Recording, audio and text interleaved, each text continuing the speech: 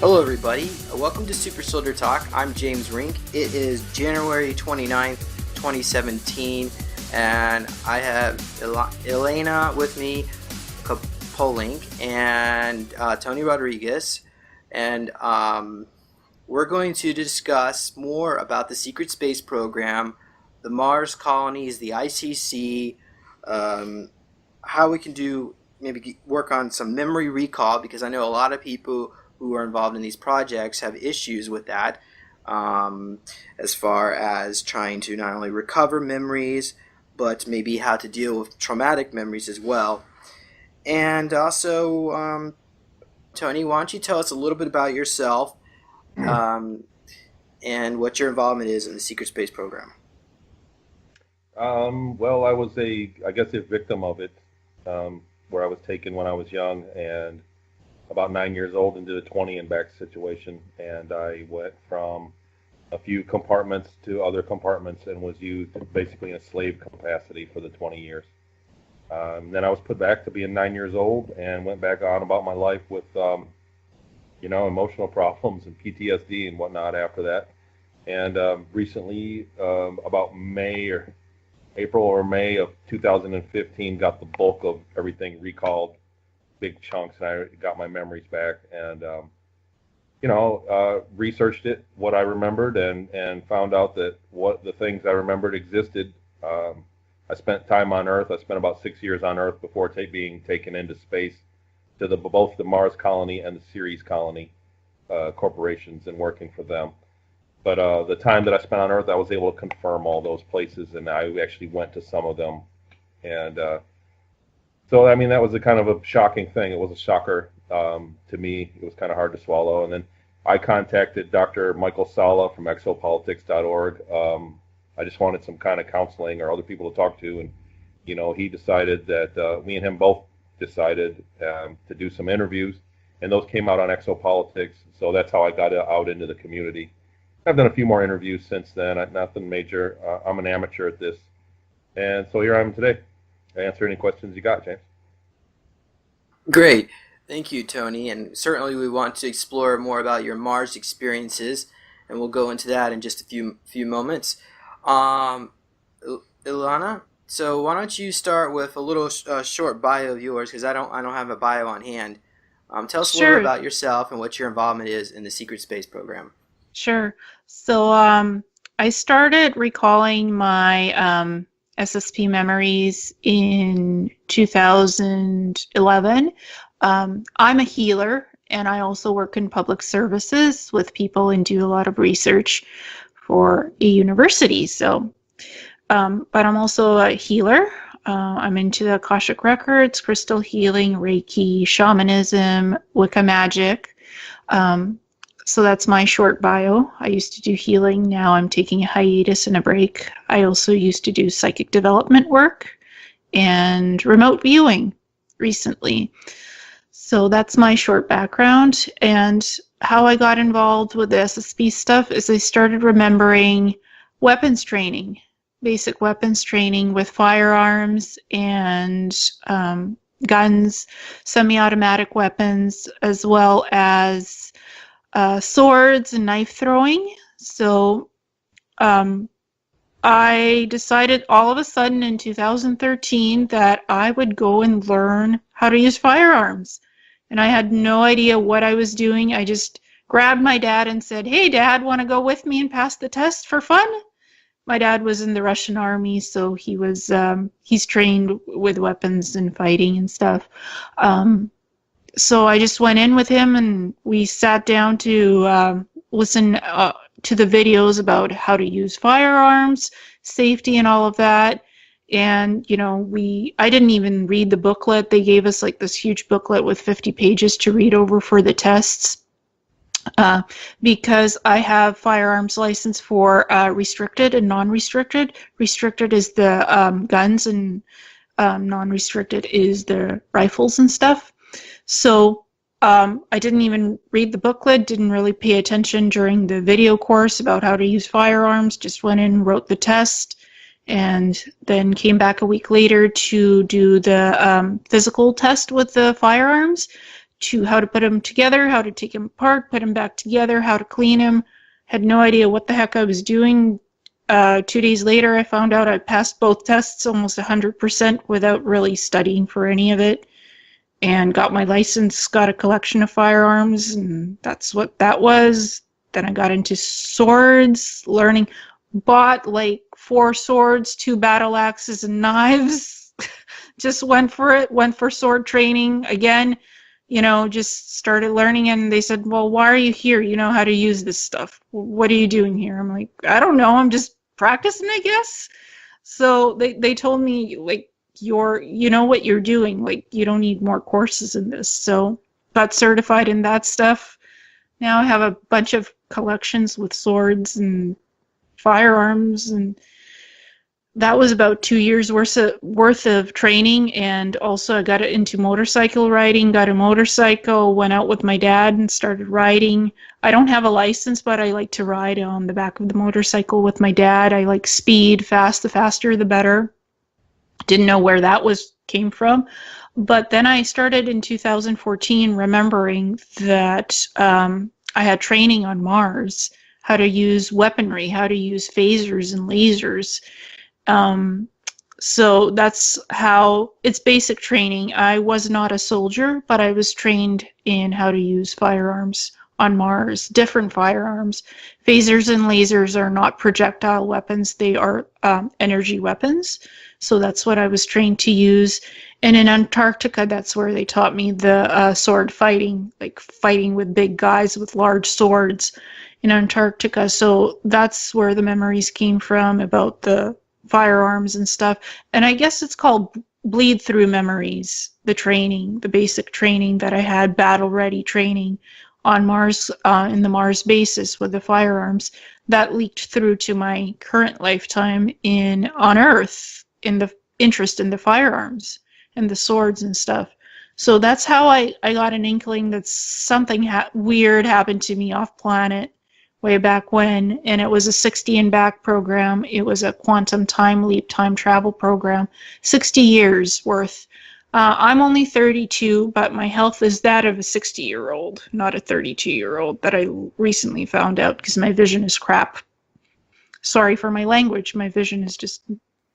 Yeah, and certainly, Tony, do you have any health issues associated with your involvement in the secret space program? So far, so good. I've been pretty healthy. I haven't had anything, weird happen to me medically. So we'll see. I'm 44 years old, and like I said, I went from 9 till 29, and then back to 9 again, and then came back. So who knows? A lot of descriptions match up of the age regression stuff that I went through. But I think there might have been a few different technologies. I think I was just in a separate program from what most people do, and I don't think they did that many of us. It was an experimental thing, or not. I'm not sure. That whole scene is pretty vague. That whole process is a vague thing going through the age regression. So I may have been through a different technology. I definitely wasn't out longer than 20 years. I didn't do a 40 or a 60 and back or anything like that. It was pretty much from 81 to 2001, and then 20 years and back. Yeah, Well, how do you know? Maybe they erased your memories. Maybe you're there longer. You don't remember that part. There's definitely a lot I don't remember. There's definitely huge chunks of things I don't remember, and getting your memories back is the question, maybe the question of our age right now. Now that this subject's come out, 5 years ago or 10 years ago, really nobody knew that we were being taken and erased, being black slated. Now that people know about it, everybody's got everybody's got that weird memory in there that may be real now. Everybody, I think there are literally thousands of people that are revisiting things that they thought are a little weird, but weren't enough to really act on. And now that we know that this is what's been going on in the space program, and they've been taking people, using them, and erasing their memories and putting them back. Even if it's just for a month. Some people are going and doing things and being put back. So I think memory recall is, it's our untapped market that's going to come up here, because a lot of people are searching. I get contacted at least 2 people a week get a hold of me on Facebook and want to know how I got most of my memories back. And I may have most of them, but I definitely don't have all of them.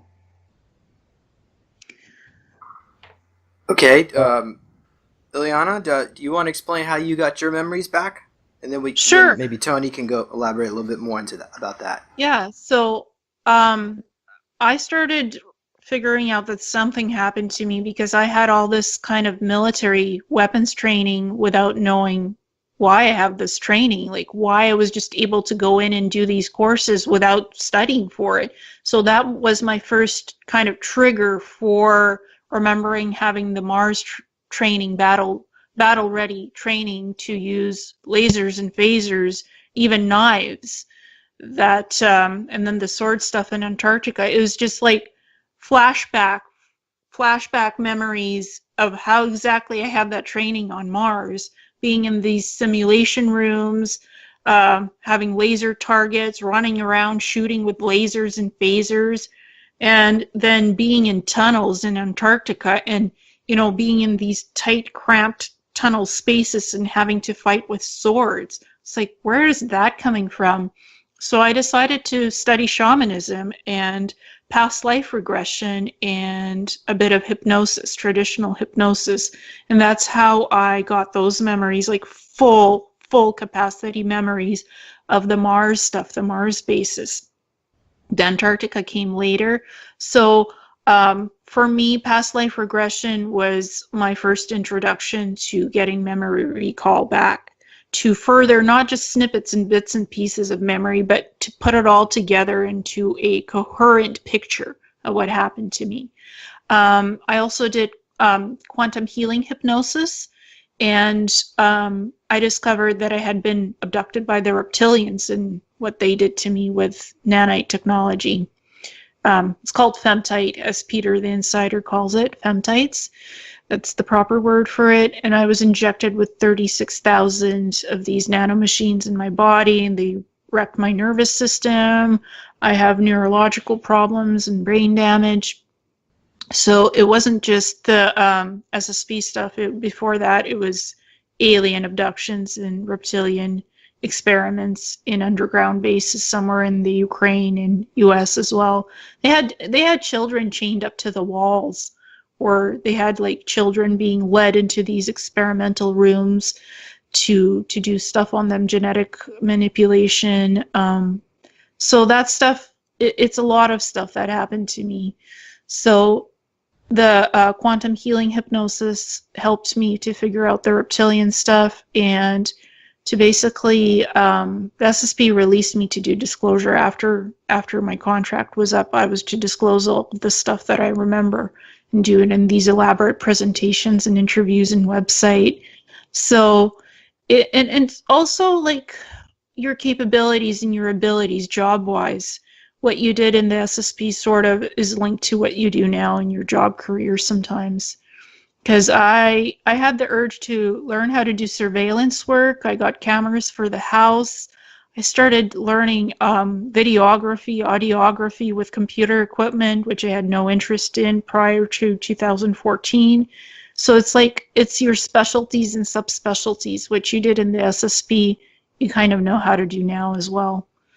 And I used to do communications work and security work, and I used in the SSP in my contracts, language translation, neurolink connections to ships and stuff. I used to create these devices, neurolink devices, so you could fly the ships with your mind, like a mind connection, and not with buttons and stuff. So, and that all came up as well. I had implants removed from my brain about a week and a half. They were etheric Neuralink implants. They were gold, and they had these fiber optic connections, gold connections in my brain. I had those removed. They were apparently for piloting ships and creating systems to pilot ships with the mind connection. So that's something, I knew I had those implants, but I didn't know to what extent and what they did. Now I do. What is that interface called when you pilot these? It's a Neuralink connection, mind to computer. And can you describe what that device looks like when you're connected with these ships? Sure, I have. It's a triangular implant, basically, and I have an image of it. If I put my microphone away, I should be able to show you. Can you see that? Yeah, bring it look okay. Bring it up a little bit so we just see a little the bottom. Sorry.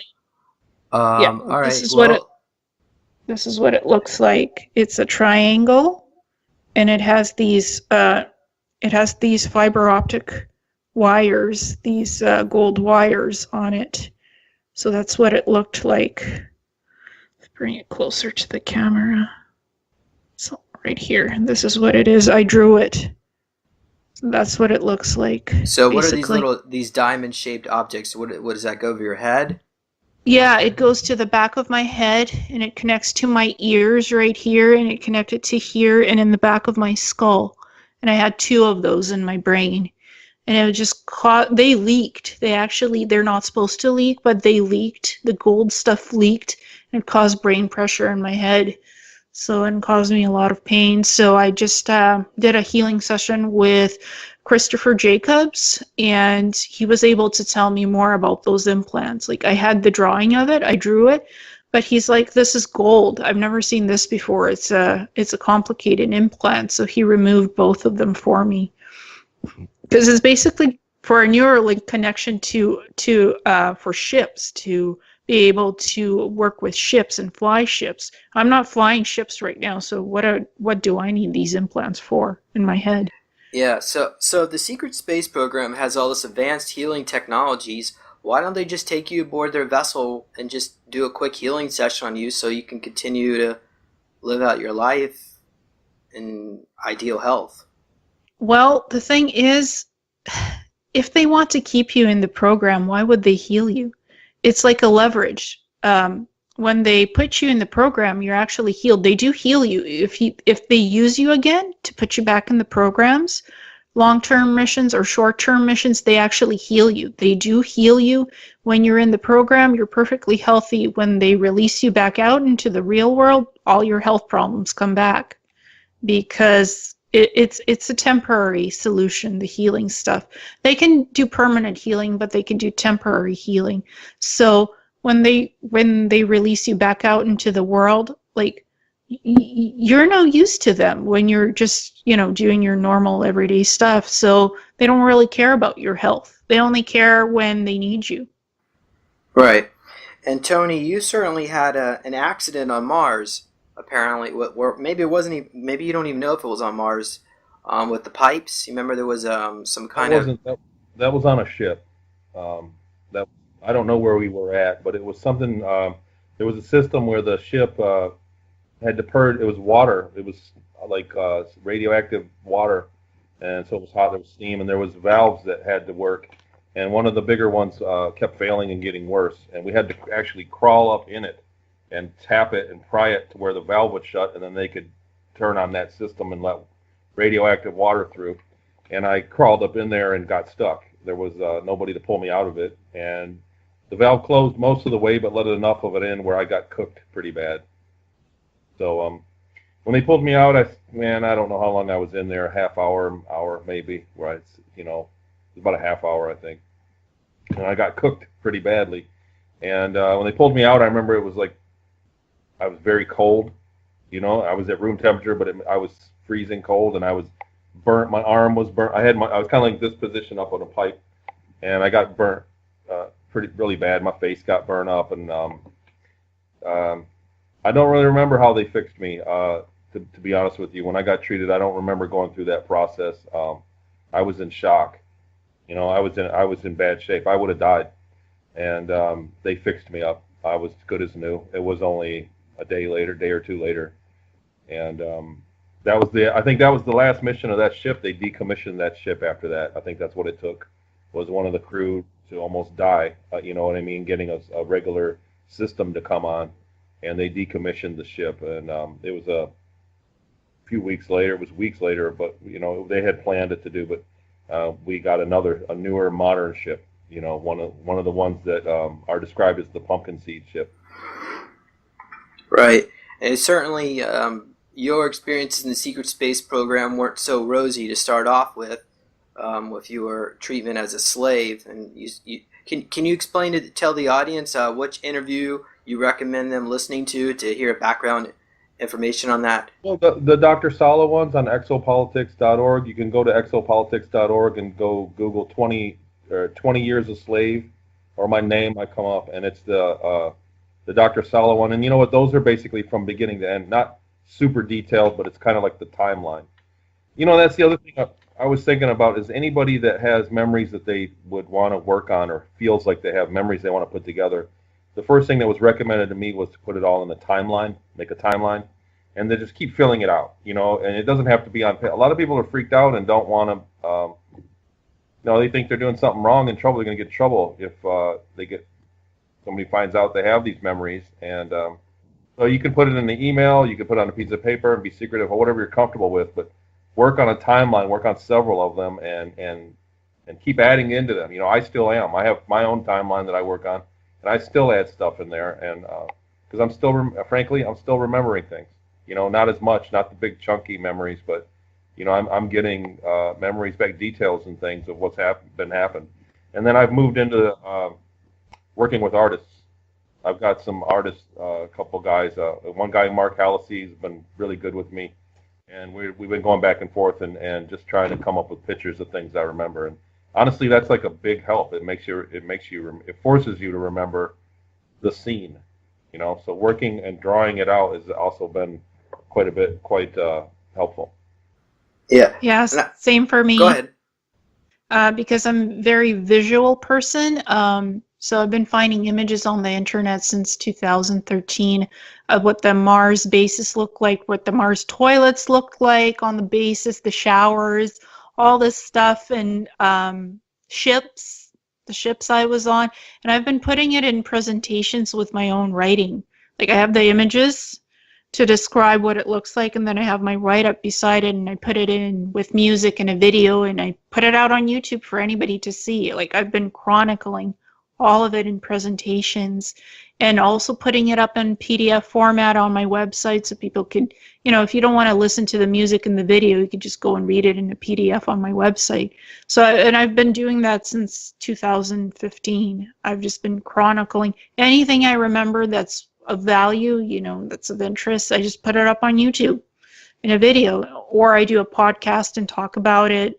You know, if it's something that I could easily talk about that I've remembered, I'll put it in a podcast with a voiceover and some images. So it's really important to chronicle and document what you're experiencing. Even the stuff that sometimes inadvertently you get visits from SSB agents to your house. Chronicle that, what happened to you. If you've been attacked or abducted, chronicle it. So you have the information of what happened to you, just in case if you need it or you need to talk about it, because these experiences can be traumatic. So it's not all sunshine and roses. And certainly you can, maybe you can share your screen later on, because I know Tony's time is limited, but yeah. We'll see what we can do about that, because I'd like you to talk more about the toilet later. But it's fascinating is to learn about a toilet, but apparently this is a very special, unique toilet, different than what we're used to. When I went to Ceres, I missed the Mars bathrooms. Oh, you had running water? Yeah. Oh, the old school. Ceres, they were a little bit more Spartan, you know. It was more like a locker room. And normal toilets were Mars. They were a little bit more deluxe. Everything was a lot nicer. Yeah, it was quite interesting. The Mars toilets are tech toilets. Basically, it's like a bidet toilet. What they have in Japan. It doesn't use much water. It washes your backside, and there's no flushing and there's no toilet paper, and it heats up. The seat heats up, and you can have music on the toilet if you want. So it's a deluxe toilet. Nice. Okay. Yeah, and I was certainly just texting gets the job done. It's a tech that doesn't get talked about very often. It doesn't. Yeah, and the sonic showers are incredible. I mean, it's like it doesn't use water. It's like a fog steam shower, basically, to conserve water on Mars. Do they also wash clothes in the sonic devices. Laundry. Is that how they do the laundry, or they run it through water? Do you recall the laundry? Anyone? I never did laundry. They took my stuff, and I had stuff waiting for me in the morning to wear. So I never messed with Okay. a bunch of guys. It happened all at once, you know. Yeah, I can attest to it's partly sonic and it's partly water still for laundry washing, and because you still need a little bit of water to do the laundry, but it's not like here they don't have washing machines. They throw it all in a chute. It goes somewhere downwards, and basically it's processed through sonic and water hydration, and your clothing pops out clean in the other chute. And then it's all organized, whose uniforms, whose stuff. So I never did laundry either. Does it have like an instant dry cycle? Yeah, it does. Yeah, it does. So you don't see how the laundry is washed. It's sonic and it's partly water, but not as much water as we use in our washing machines. And there's no sound. There's no sound when the laundry is done. You just throw it all in a chute. While it's in the chute, that's when it happens. The laundry is done, and it comes out in another chute when it's finished. And they sort it all for you to pick up. You pick it up, it's ready for you the next day, like Tony said. No questions asked. And so I want to ask Tony a question. When you were on this ship, was this a Nazi group, or was it perhaps one of the Reich groups? And did you all speak fluent German? Was that the main language? The officers did. Yeah, there was a lot of English crew. There was a lot of people from Europe that were taken from Europe. There was separate crews, and they had technology. I'm not sure if it was an implant or a local to the area, but in the room you're in, they could turn it on and off where you could understand them and speaking in German. You could hear it in your mind's ear, and you could hear just fine. They literally turned it on and off. They switched it on and off.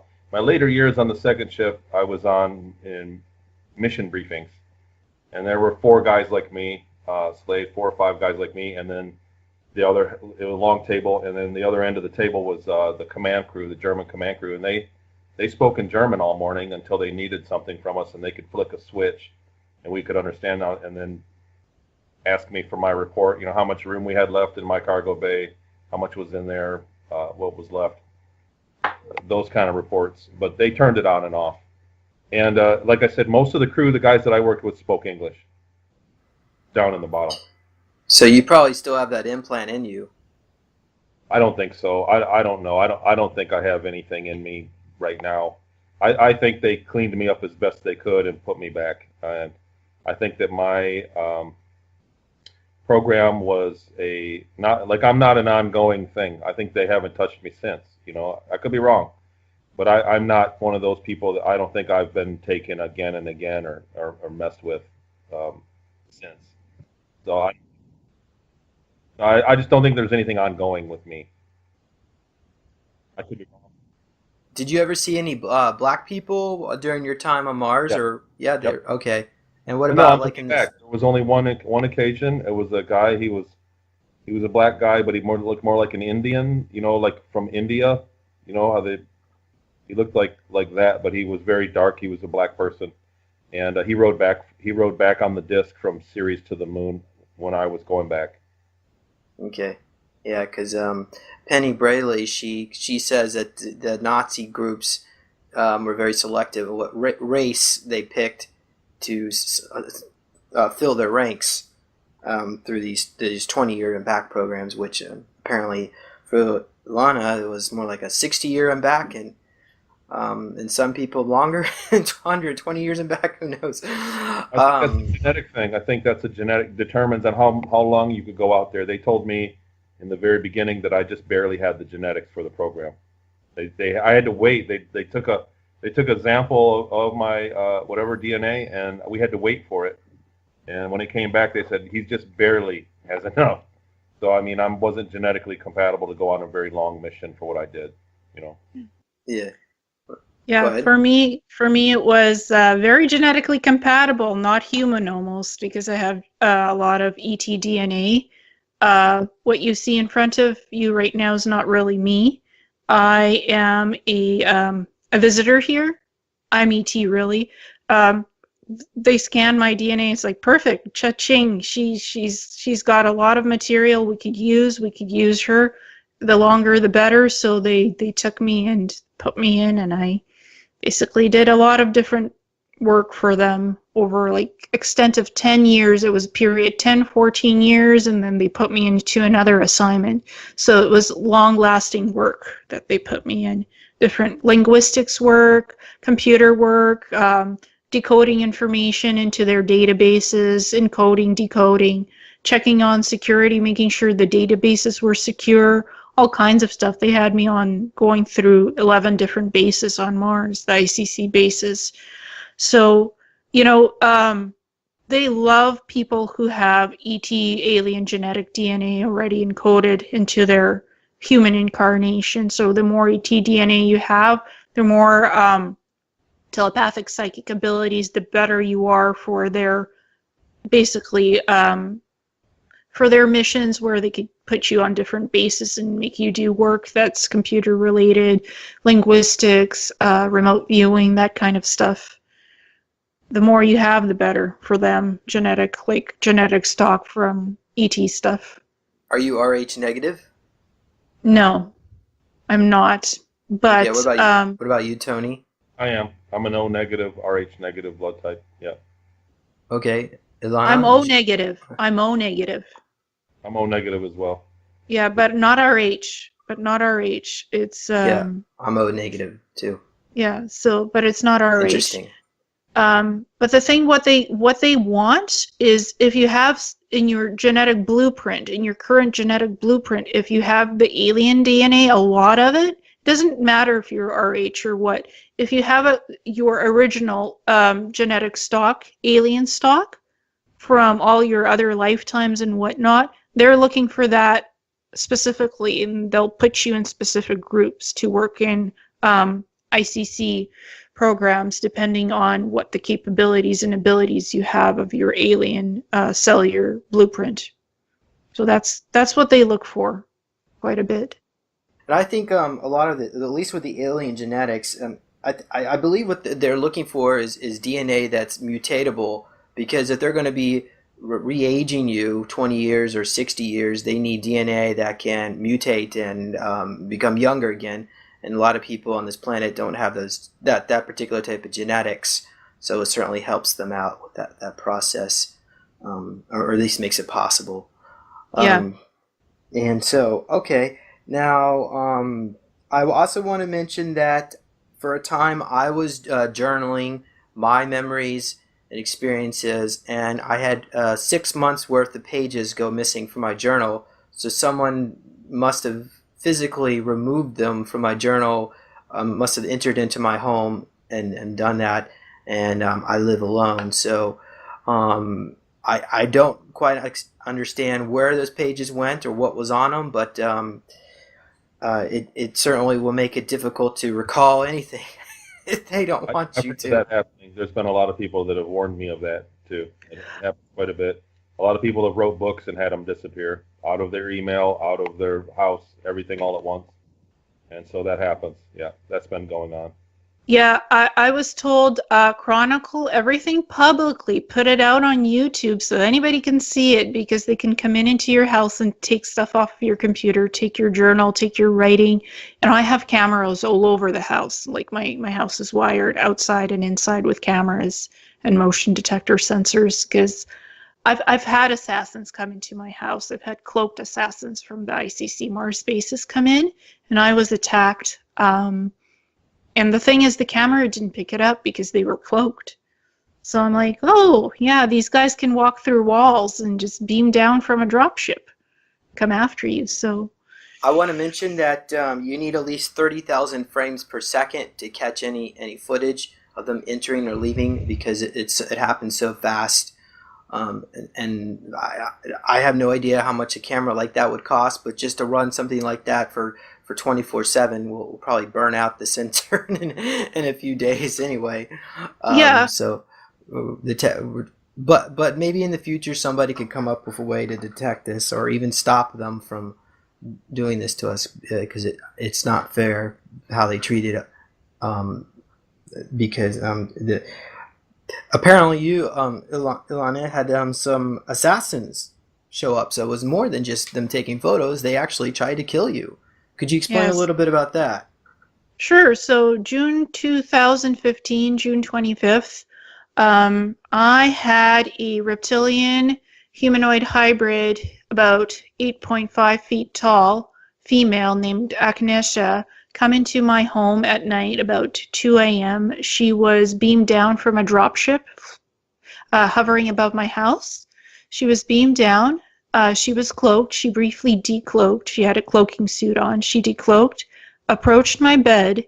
I felt paralyzed. My whole body was paralyzed. So,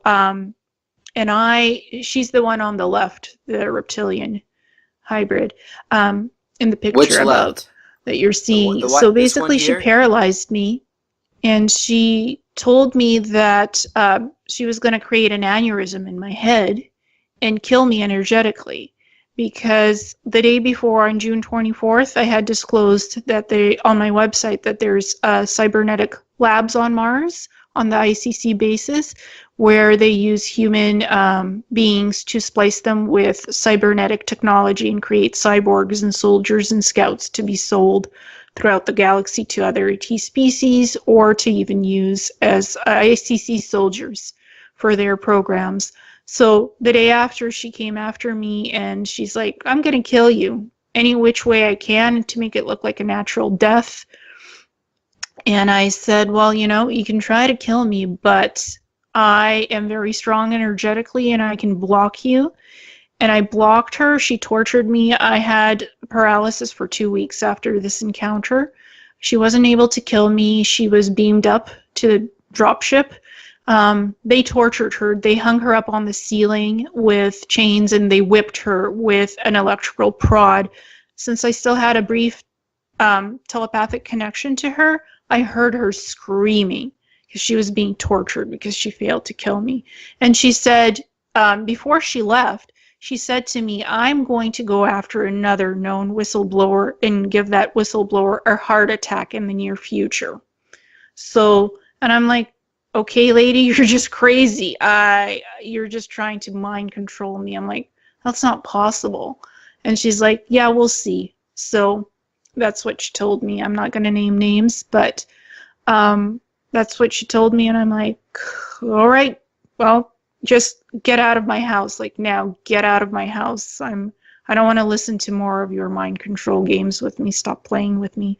So that's what happened. And in 2016, in the summer, I was attacked by another ICC agent. This time it was a male Nordic, tall white, mixed in with Cobra DNA. And basically he came into my house, caused me to have paralysis, caused my cat to have paralysis. He was also cloaked, but my mom could sense him. She's like, she has some empathic abilities. And she's like, what's that strange man doing in our house? He doesn't belong here. And I told my mom, it's one of the ICC assassins. My mom's like, what does he look like? I said, a tall blonde man, Nordic looking, has some Cobra DNA. He's poisoning the cat, and the cat was twitching and having a paralytic episode of paralysis or a seizure. We took the cat to the veterinarian hospital, and they told us she had like second-degree burns on her fur, and they couldn't tell where the burns came from and the inflammation. So they gave her a anti-inflammatory and sent the cat home. So that was basically like, his name was Laren, the Cobra assassin. His name was Laren. So, and he came twice to the house and caused us some problems. Then again, I was talking about the cybernetic labs in interviews at that time. I was thinking about opening up a healing center as well. So they didn't like that idea very much. So that's why they came after me again. And Laren is about 9 feet tall. You think there'll be benevolent ETs out there watching out Wait, So that was the you experience. think there would be benevolent ETs out there watching out for us? There are. I mean, they have the ICC bases have been infiltrated by other ET species, and I had an encounter with a woman named Lily. She is one of she belongs to a confederation named the Zarians. They're actually cloaked on the Mars bases, and they're monitoring what the ICC is doing, hopefully to take them down at some point. She actually came to me, Lily came to me telepathically when I was being attacked by Akenesha, and she deflected some of the energetic attack, psychic attack from Akenesha. She saved me. So, and Lily was on one of the Mars bases. She was cloaked, and she was documenting all the horrors that they do up there in those labs.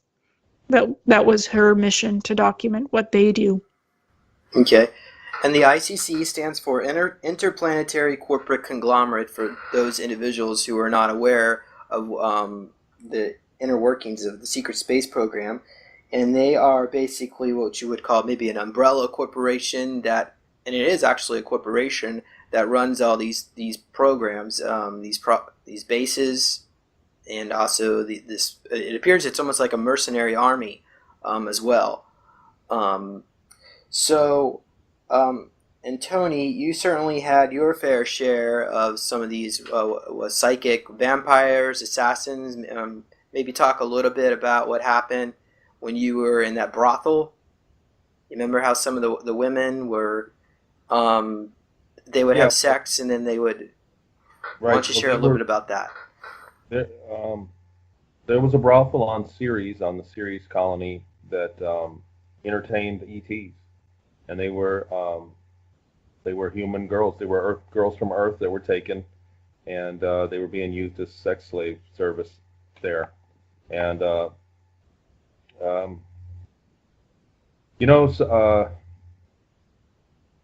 there were times when they were abused. There were times when it wasn't pleasurable for them, and they had telepathic intrusions during intercourse that they had with ETs. There were ETs that they had sex with, and some of them were bad. There were certain kinds where the girl could go crazy. It happened to one of the girls there, and where she just totally lost her mind. There was nothing they could do for her. So I don't know what happened. She just was taken away and never worked there again. But who knows what happened? But that was because of an intrusion, a mental intrusion during intercourse with an ET. So that's something that's very real, and a lot of them were close to humans. A lot of people freak out and go, "Whoa, they had ETs there," but most of them were human-like. Looked like us with a few slight differences. There were two main races of taller humanoids that looked a lot like us, different, like longer nose and a swept-back forehead and tall. There were guys like that there, and they were visitors, and a lot of them didn't have sex. They just wanted companionship. They came in there. It was a red light district based on a European culture, was what it was like there. So yeah, definitely there were bad things that happened, and it's kind of hard to get your head around, really, once you break the subject of interspecies sex going on as we speak. It's kind of hard to get your head around that, and I haven't been asked about it too much, to be honest. I've mentioned it in a few interviews, but it's something that most people really don't want to talk about with me. It's not a subject that I get talked about. But I would hear it. I would go there, and I was a slave too, so I would go there in my time off, and it was a free place for me to go and kill time. I didn't like I had a social life there.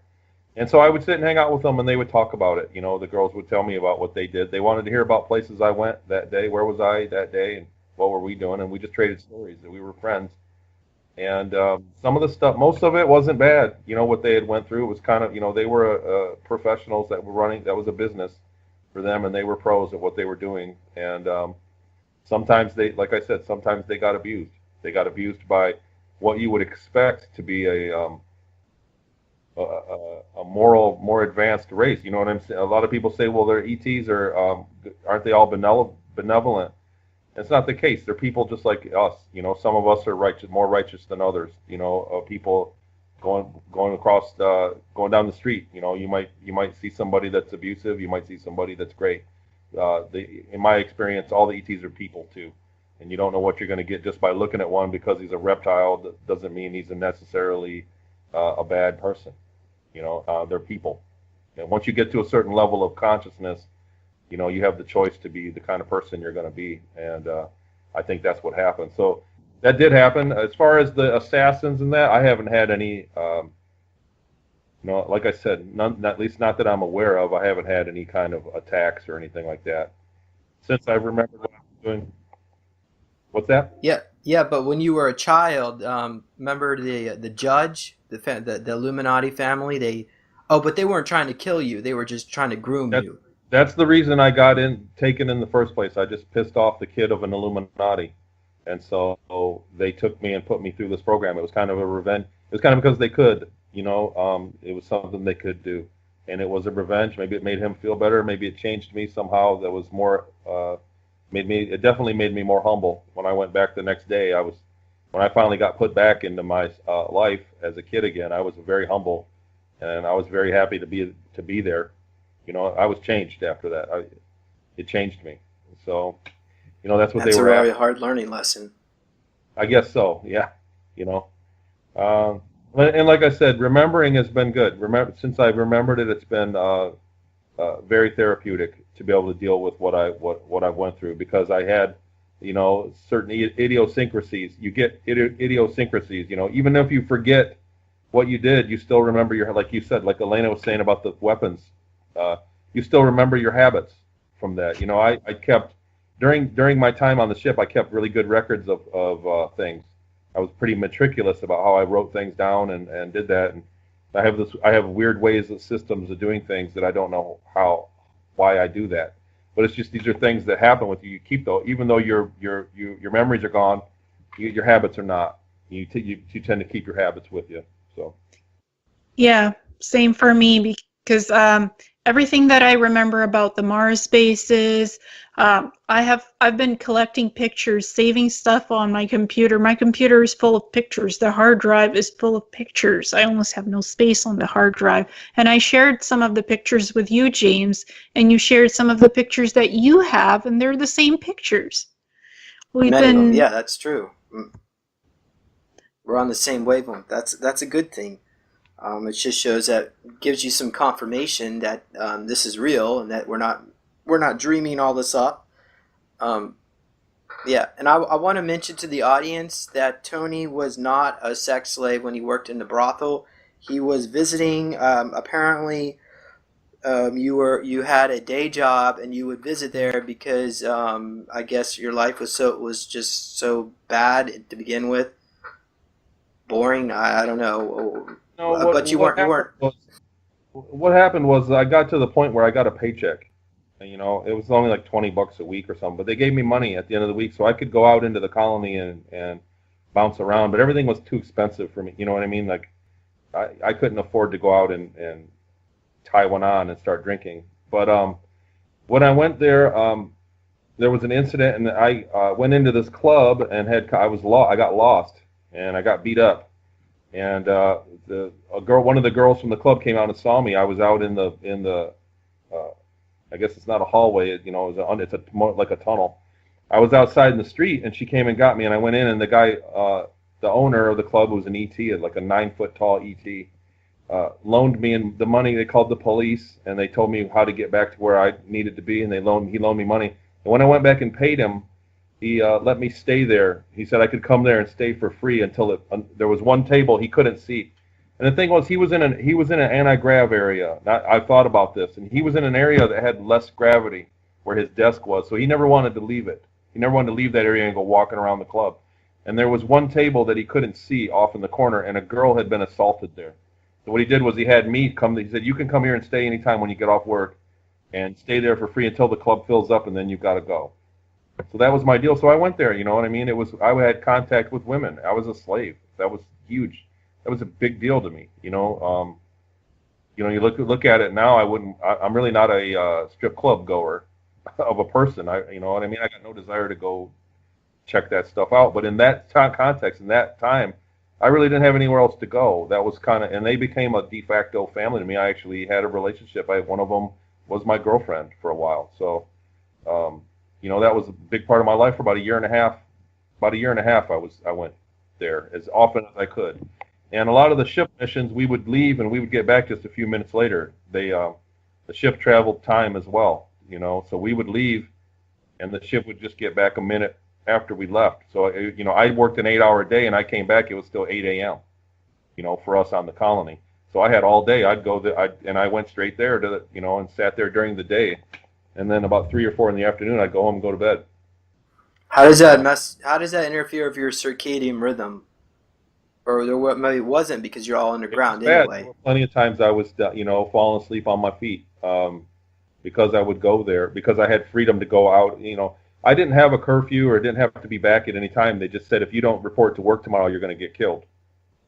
So that keeps you on time. They said, you can yeah, go. I imagine.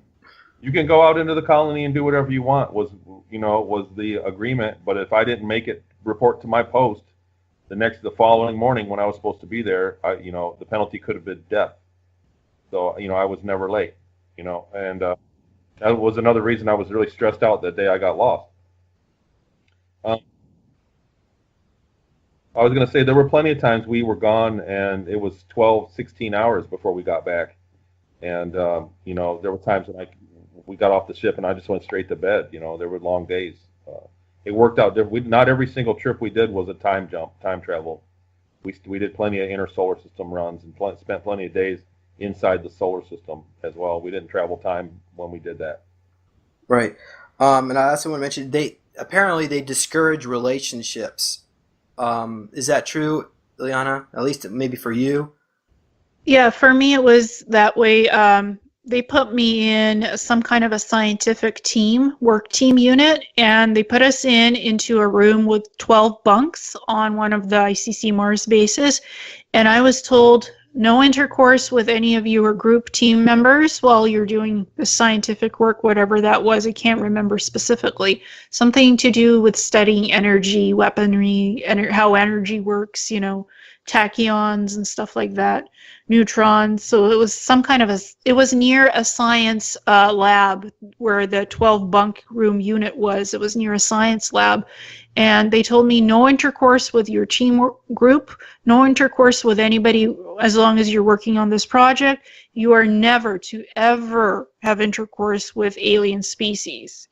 So otherwise, the punishment would be they'd send an electric neural shock to the implants, and you'd just drop and have a seizure or have a bleeding nose or a headache.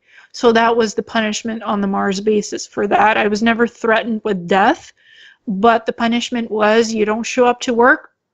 They'll electric shock therapy through the implants. You just drop on the ground and start seizing, or be paralyzed, or have a headache, or a bleed in your nose, or even a hemorrhage in your head. That was the punishment. You don't show up to work, you screw up, that's the punishment. That's how they dealt with us on the Mars basis, and it seemed very military-like precision. Like, don't have sex, don't focus on your work. That's what your mission is right now. Do your work. Don't ask too many questions outside of your unit group. And I hated sleeping in those in that unit of the 12 bunk beds, because and it was co-ed. You're changing. There's men and women together in that one room. It was a big room with 12 bunks, one on top of each other, and you're changing. It's nudity. You're not supposed to look at your colleague that way. It's just unisex, asexual. You're not supposed to look at each other. You're dressing in the same room, dressing and dressing. You share 2 bathrooms. There was only 2 bathrooms. They were the tech ones. But you only had 2 bathrooms for 12 people adjacent to that 12 bunk room. So it was very military, precision. Focus on your work. Don't sleep with anybody in your group. Don't sleep with the ETs. Just do your damn work and focus on your mission. Yeah. Well, can you explain to the audience how you first got involved? Like Tony said, he upset some high-level Illuminati family. How did it begin for you?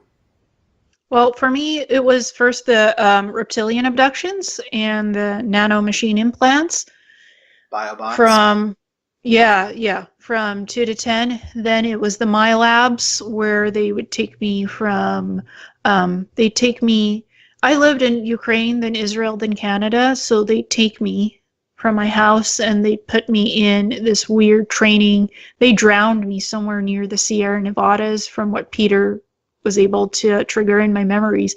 They drowned me and see how my head would work. They tried to balance both hemispheres of the brain so it worked the same way because the hemispheres don't in most normal people. You have your left brain and your right brain, right?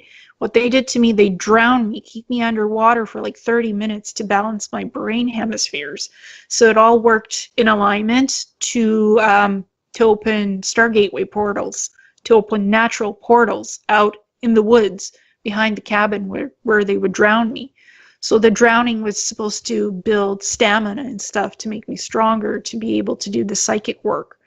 And then in Israel, this was basically Ukraine. But I remember they take me everywhere. They take me outside of the Ukraine, Israel. They take me to Canada as well. So in Israel, they had these weird scientists which would put drugs into me and like, we want you to do this psychic exercise, do it. If you don't, they pump more drugs into you and you'd be so out of it. It was the Monarch program, mind control, but I was a very stubborn subject. They could never really get me to do what they fully wanted or get out of me what they wanted. They put me in, took me out of my body. They took my soul out of my body. My body would just be hanging there suspended. They put my soul into another body, tried to get all the info that way that they wanted about the ET stuff, put me back in my human body. And that was before the SSP program. The SSP program started from 2000 until 2014. That's like 11 years time, but that was the 60 and back. In 11 years, what's physically human in 11 years, it was 60 in the program. Because with time travel, 2 minutes could be 2 years. That's how it works in the time program. The Mars bases, I was on some ships. I was also on the moon. And basically, it was a lot of computer work and a lot of, I'd work in their information centers on the Mars bases and on the moon. I remember wearing this either a blue suit or a white suit. I'd be in this nice lab or this nice computer room. We had a plant bio walls with it was glassed in. They have these trees in the bio walls. So it was beautiful, it made you feel like you were in nature when you were stuck in a lab. But there was environmental stuff and protocols. And actually at work, where I work for the university, they had a bio wall. A living bio wall on the wall, but it was malfunctioning. It was all stinky. So there's that correlation. It's like, I love bio walls with living plants, but not when it's stinky. It was never stinky on the base. It was always nice, and it was behind glass, and they had huge trees growing. So I could turn around and look at this beautiful nature scene behind me, like a few blocks behind me on the wall. So it is a plasma screen projection. It's not real. No, it's a real bio living wall behind glass. They had huge trees behind glass on a wall, growing trees, huge. And I have a picture of it somewhere. I found a picture of it. And it was in the lab where I was working. It was in the information center lab where I was working. And in my physical job, there was also a bio wall, a plant bio wall, but it is just never built right at work in this human life. In the university, it was stinky, so they had to take it down after 10 years worth. So there's correlation. There's what you experience in your human life, it's actually sometimes it's what happened to you in the SSP life as well, from what I can remember. Yeah. And Tony, have you ever seen any of those bio walls? No, but you know what? I remember being on in a place on Mars where there was a water fountain and palm trees.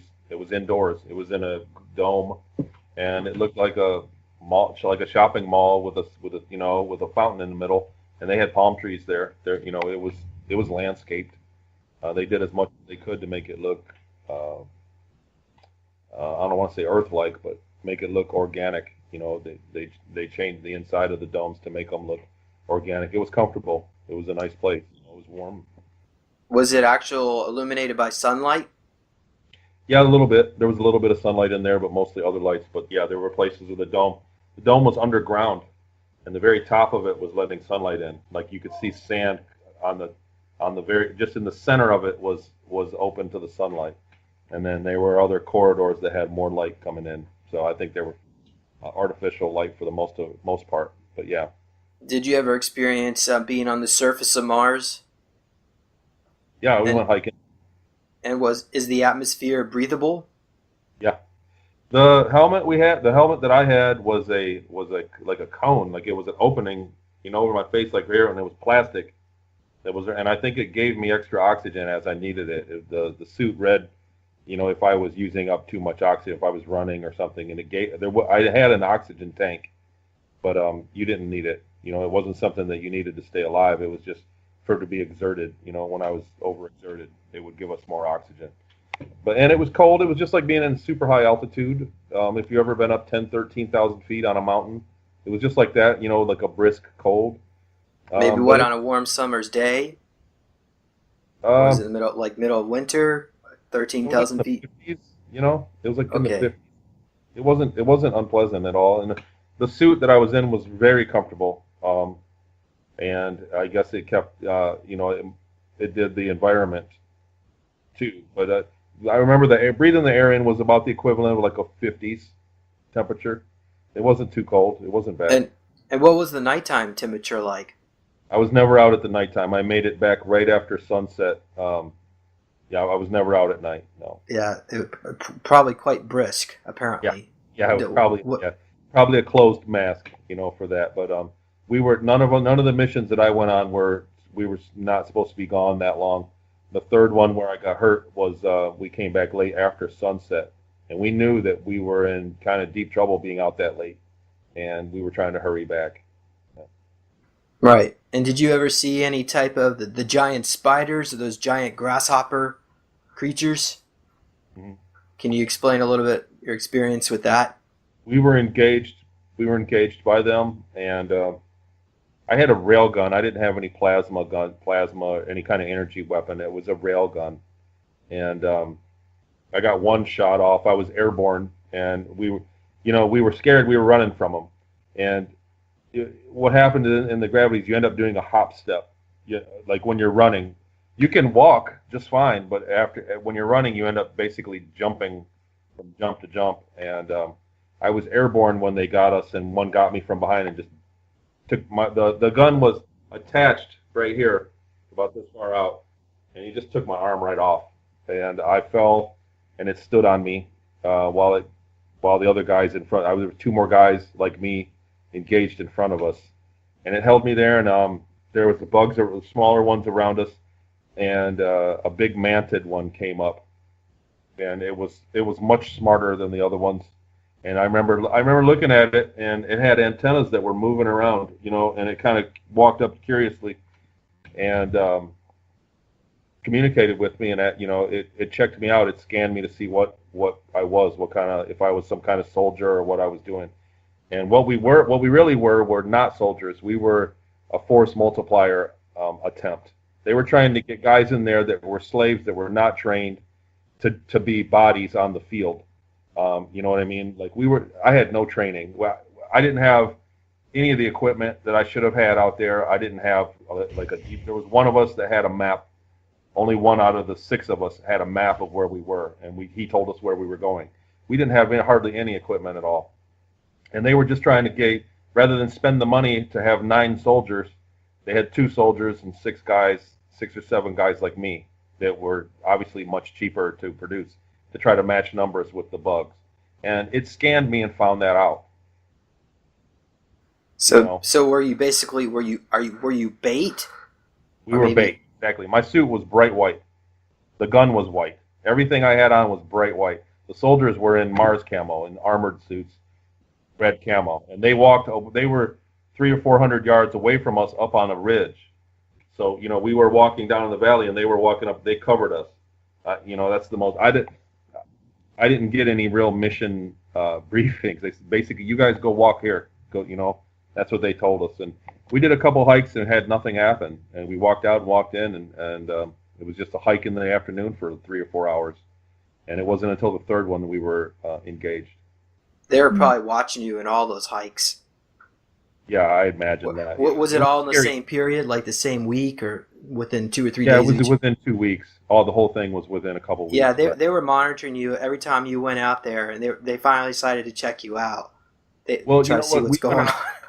We went out. There were about a dozen of us, guys like me, the slave guys.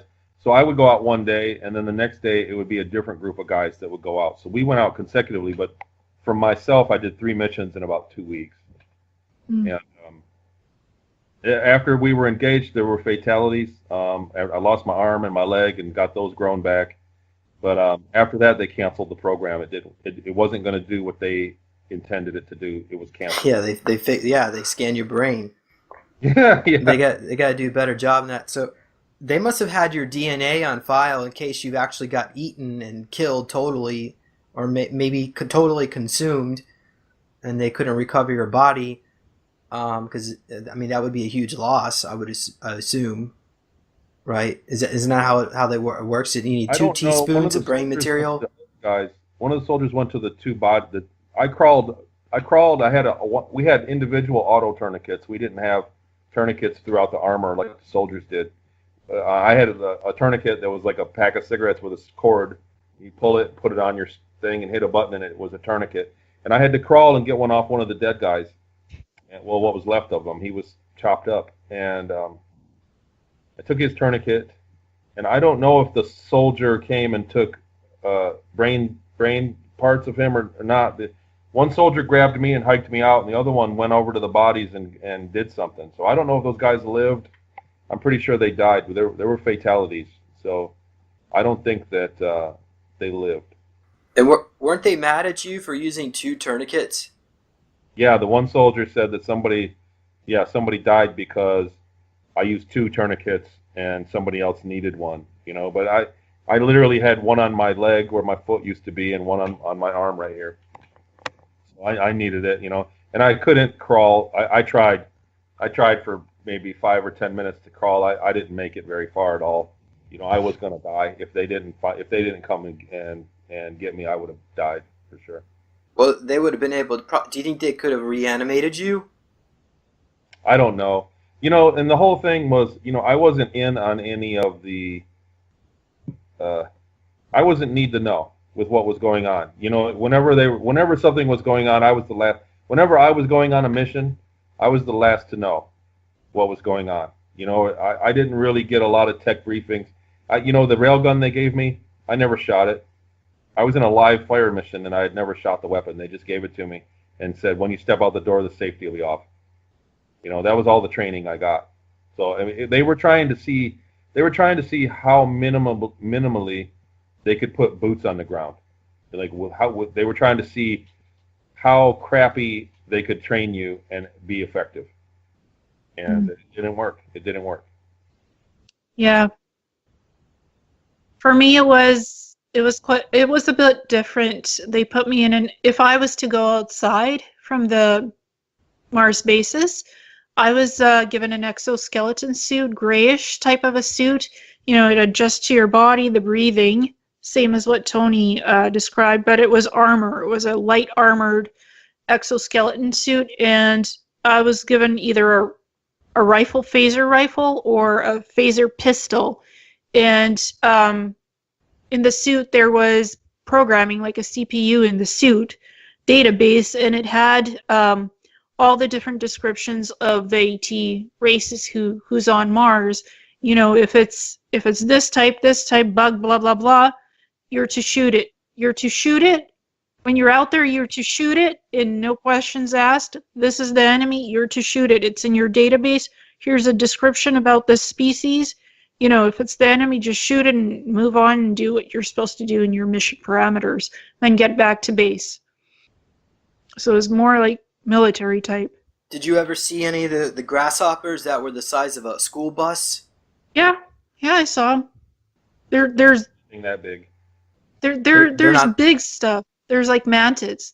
That's the grasshopper. I think you're talking about the mantids. But literally the size of a school bus or close to it. Do they get that big? I've heard some of them do. Some do, yeah. The mantids are huge. The spiders are huge too, and the rats. There's rats on Mars. I don't think they're the size of a bus per se, but they're the size of a human, that's for certain. And they probably eat humans too? Oh, they'll eat anything. If they're hungry and they're scavengers, if they can't find food, they'll eat anything. If you're desperate, you'll eat anything. So what do they do around the base perimeter to keep all these predators away? Or do they? You just can't, I suppose. I think there's an electrical field probably around the bases, some kind of a electrical grid that keeps all the unwanteds out. But you can't really see the field, the electrical field. It's just something that surrounds the base. And most of the bases are underground anyway, so it's not really up top on the surface of the planet. So everything is underground. So if there is a base outside on the surface, I probably would imagine there's an electrical field grid around the base to protect the base from these unwanteds, vermin and stuff. So that's the best thing I can tell you. There's probably electrical fields. Does anyone know how far those grasshoppers can hop, if you would call it that? It must be pretty scary. I don't think you could outrun that thing. Yeah, I didn't have contact with any giant grasshoppers. Me neither. You just shoot it. If it attacks you, shoot it. I'll tell you one thing. The bugs that I did come in contact were extremely fast. When they took off, they all moved in unison together. And when they took off, they were gone. They peeled out, and they were very fast moving, they were super fast. There was no outrunning them. There was no running away from them. Did you ever encounter these tarantula-like spiders that are maybe 6 foot in size? Yeah, I believe one of the ones. The one that got me from behind was like a spider. It had like a flat head with eyes down, and it had big pinchers. But it was more like a spider, and it was big. It was, it was probably the equivalent of 300 or 400 pounds. Yeah. It was a big thing. Tony, do you suffer from PTSD? I did. Not so much anymore, I like to think. Like I said, that's where remembering has come in. I did suffer from it, and I didn't know why, for a long time. And whatever, self-diagnosis, not like I've been to a doctor and had a professional, but, from what I've read about it, I had all the symptoms, I had all the problems with it, anxiety and everything, and post-traumatic stress. But I didn't know why. In my mind, I hadn't gone through anything stressful, traumatic until I remembered all this stuff, and then it made sense. No wonder I felt that way. I actually went through it, as a kid, and I went back to being a kid. What color were those spiders? They were. They had like a like a camouflage patterns on them. Some of them were darker red colors on them with black, and but they had patterns on them, and then there was a different kind that I saw that had like an orange, like almost a tiger stripe orange. Some of them have fur on them on the back, like like furry. Yeah, on the back. It's not on the front. Points. Yep. It's on the back. It's on the back of the spider. Some of them have exoskeletons, the rough like exoskeleton. The tarantula, like the tarantula types and the poisonous stingers one, they have exoskeletons on like a scorpion. It has exoskeleton on the back. The mantid that I saw was a leather brown, like a leathery brown color, from top to bottom. And do you think they ever try to bring any of these creatures back to Earth to experiment on? I'm sure they crossbreed. Yeah, I'm sure they have messed with them. Heaven forbid one of these things get out in the wild. Okay. Well, they'll if it gets out in the wild, they'll send out a team and they'll quickly get it. Nobody will see the thing running around town. Nobody will see it. That's what they need super soldiers for. Yeah, it's quickly, and they do a lot of cross-genetic alien breeding in Area 51. They did a lot of that. Mm-hmm. Yeah, And there's also NORAD. There's all kinds of underground installations and bunkers here on Earth where they could do the experimenting with the bugs. What they bring back from Mars, they'll play with it. There's a lot of installations where you could happily experiment with anything, and nobody will know about it. So, Tony, are you doing good on time? Yeah, I'm good. Okay. Another question for you, Tony. Has that, you mentioned that the mantis being telepathically communicated with you? Has that being ever tried to make communication to you recently or after that? No. Do you desire to reach out and contact that being to maybe try to settle interspecies relationship? Honestly, the context of my lifestyle at the time, I didn't get a lot of respect. You know what I mean? I was literally a slave. So that bug treated me better than the people were at the time that I was living there. And so it bit you. Huh? It bit you though. No, it was a different one that bit me. The mantid was the one in charge and came up and kind of interfaced with me. And it was, okay. I don't know what's the word. I don't want to say polite, but it was, cordial. It was cordial with me. And so I didn't get that from the soldiers. You know what I mean? Back on the base, it was like, you shut up, sit over there. We got hazed. We got picked on. And so at the time, the bug was, I thought it was a friend of mine. You know what I mean? And so that's the context that I remember our communication. But after that, I never had any kind of dreams I've never had any kind of contact with it or really wanted to. I don't have any kind of interest in channeling anybody or speaking to anybody telepathically if I can help it ever again. Yeah, I hear you. Well, so what do you think Elon Musk will find on Mars? Because apparently they're planning an expedition there, and I don't know if he got the memo that there's already people there. Well, the thing to I guess watch is what factors they use to choose their landing area, because he's definitely not going to be able to land wherever he wants. And they're going to let him know, somebody's going to let him know that. So whatever factors they come up with and say, hey, we're going to go here because it's, if they end up somewhere up tropical, north, right? It's cold at a pole where it's always 100 below 24/7, that doesn't make any sense. You know what I mean? Like if they're going to go there, they're going to go somewhere warm, and those are populated areas, So we'll see where they choose to land for number one. That's going to be worth of note. And then when they get there, if they get there, there's still no, how long is it going to take to get a signal to Mars? 40 minutes or something, 50 minutes each way for a signal. There's a lot that can happen. There's a lot that can be intercepted. There's a lot of information they can hide from us easily when that happens. Yeah, or they could put them to land in a place that's not, it's still habitable and stuff, but it's not populated. There's no base somewhere. You just stick them out in the desert to study rocks and stuff. So they could plan it out logistically where they'll land where it's, habitable zone, but it won't be near any bases, near any colonies. They'll probably stick them somewhere to study something for potential base locations where they could put a base. So they could still, they could still stick Elon Musk, his ship, wherever they land in a place where they won't see anything that they're not supposed to see. Logistically, they could still do that. Yeah, it's a matter of what they'll want them to see and what they won't want them to see, and what kind of contracts they sign. If you sign a contract saying, there is life on Mars, there are colonies, there are civilizations, but you can't talk about it. If you disclose the information, we'll just kill you. We'll get rid of you. We'll just take you, and you'll never come back from Mars to Earth.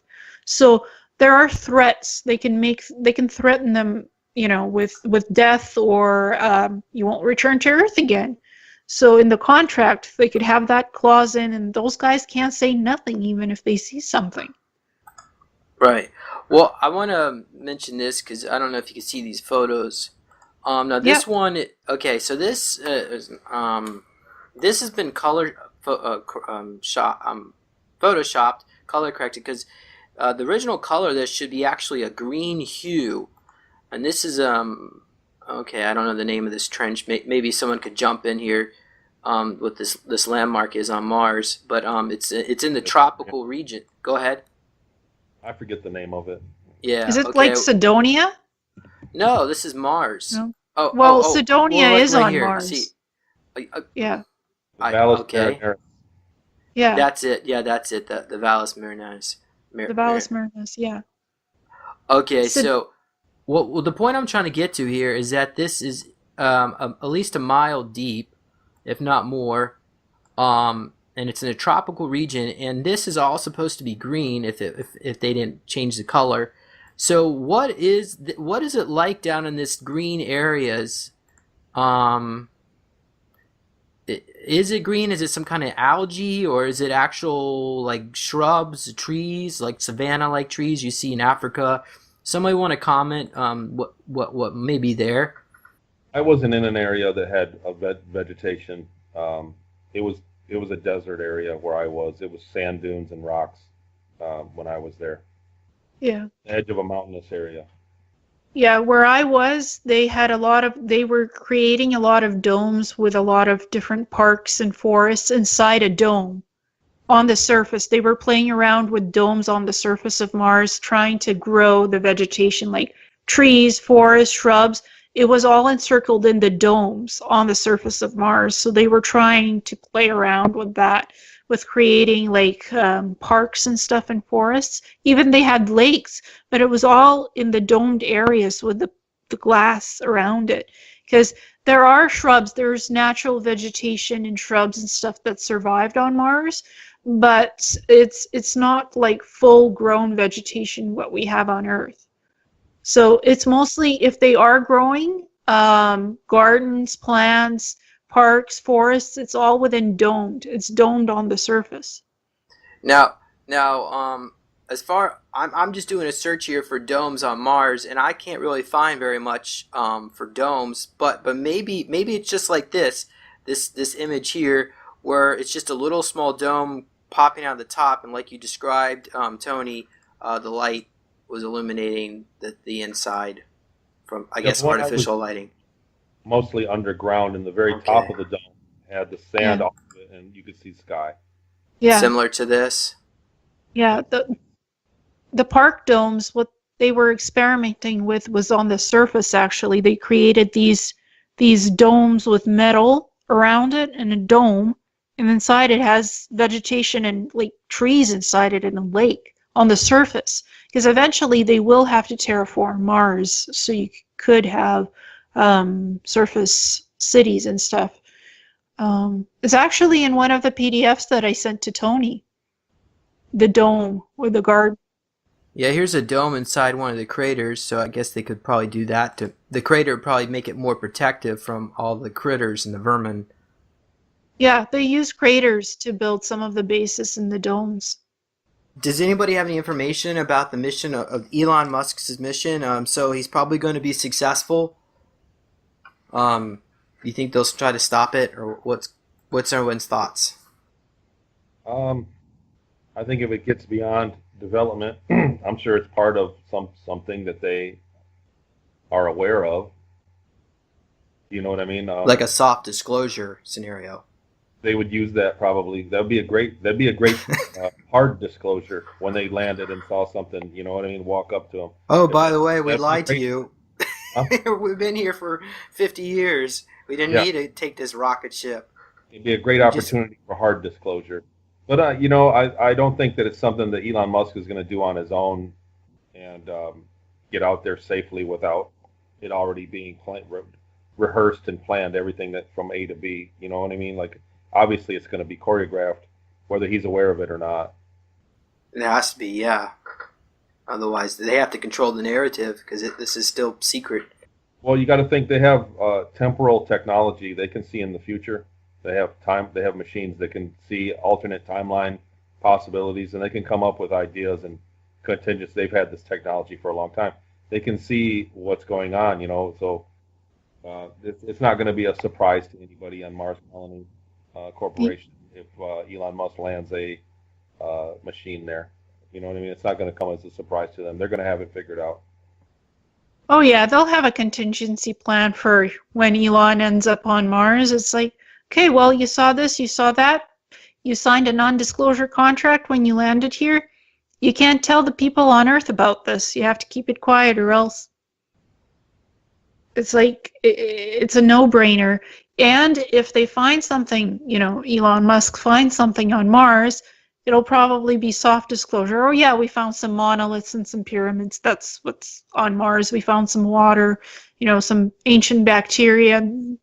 They'll bring samples back and they'll like, oh my God, that's a huge discovery, and that's what we'll see. If they disclose anything like that, it'll probably like old ruins, ancient ruins of civilizations on Mars. Oh no, not currently that there's colonies on Mars and military bases. They won't tell us that. They'll talk about the old ruins, some of the bugs, what they found, that kind of stuff. Yeah, well, according to this article from National Geographic, Musk thinks it's possible humans could begin flying to Mars by the mid-2020s. And he thinks that millions of people could live on Mars by 2060.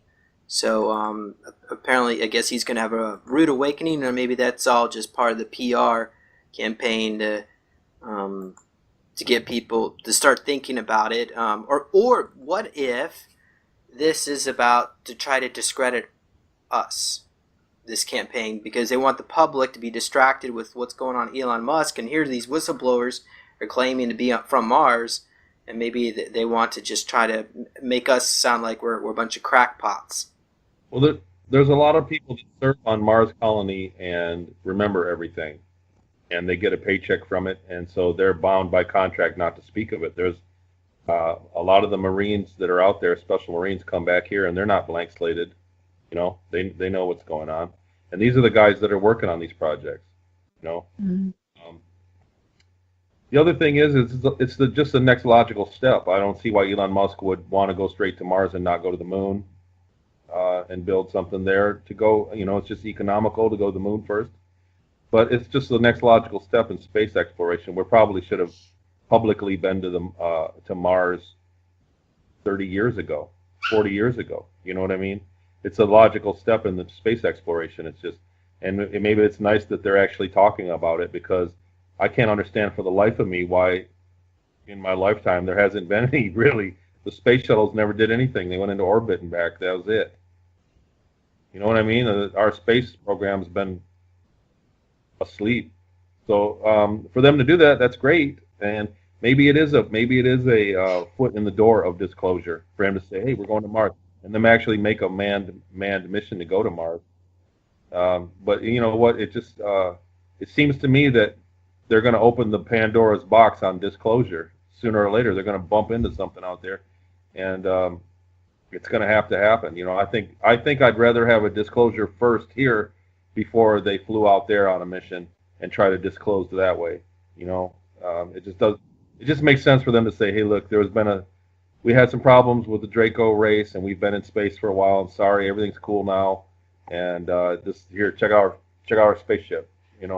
I think they'd be better off disclosing like that than trying to stage some elaborate hoax with a manned mission somewhere.